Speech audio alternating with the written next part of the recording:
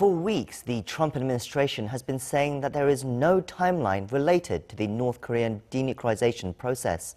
But it seems that might not have been entirely true. According to the latest reports, the US has reportedly asked North Korea to hand over more than 60% of its nuclear weapons within a few months. Pyongyang has not been responding positively to these demands, and negotiations seem to be at a worrying standstill. We'll discuss this further with an expert in the studio right after this report by Arirang's Foreign Ministry correspondent, Lee Ji-won. It's being reported the United States has presented a denuclearization timeline to North Korea, but the regime has refused to accept it.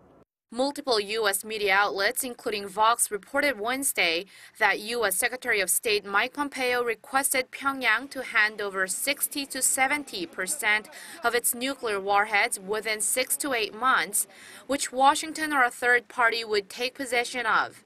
But it's unclear what the U.S. offered in exchange, if anything. Citing two people familiar with the discussions, Vox added that Pompeo has presented the timeline to North Korea numerous times within the past 2 months. But it was rebuffed each time by the North Koreans, led by Kim Yong-chol, Pyongyang's vice chairman of the ruling Workers' Party Central Committee. According to the Washington Post, U.S. intelligence agencies estimate the North has as many as 60 nuclear warheads, but the exact number is not known.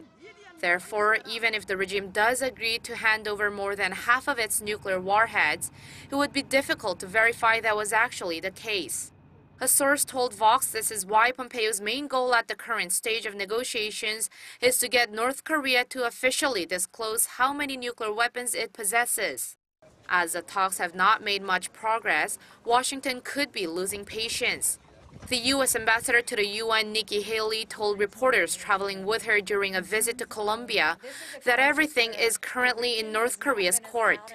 She went on to say the international community still expects Pyongyang to keep its promise to denuclearize, and the U.S. is willing to wait if the international community wants to.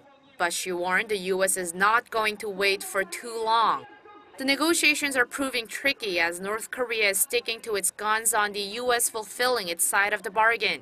North Korea's state-run newspaper Nodong Sinmun published an editorial on Thursday urging Washington to declare an end to the Korean War. It said ending the war is the first step to securing peace in the region and around the world, adding it will set a positive atmosphere and build confidence between Pyongyang and Washington. Lee Ji-won, Arirang News.